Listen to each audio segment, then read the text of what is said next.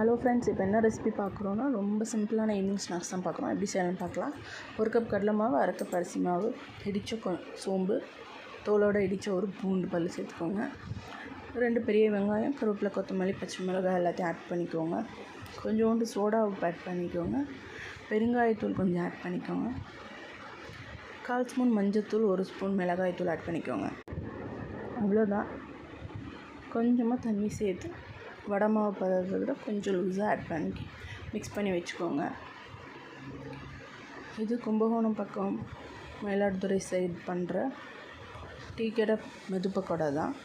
கடாயில் எண்ணெய் ஊற்றி சூடானதும் சின்ன சின்ன பக்கோடாவாக போட்டு எடுத்துக்கோங்க.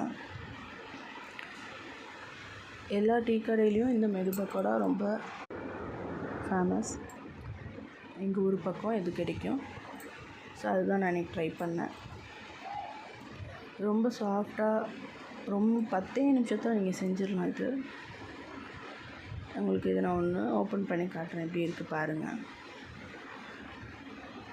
குழந்தைங்களுக்கு ரொம்ப பிடிக்கும். குழந்தைங்களுக்கு காரம் கம்மியாக பச்சை மிளகாய் சேர்க்காமல் கூட செஞ்சு கொடுங்க. எவ்வளோ சாஃப்டாக இருக்குது பாருங்கள். கண்டிப்பாக அந்த ரெசிபி செஞ்சு பாருங்கள். தேங்க்ஸ் ஃபார் வாட்சிங். தேங்க்யூ.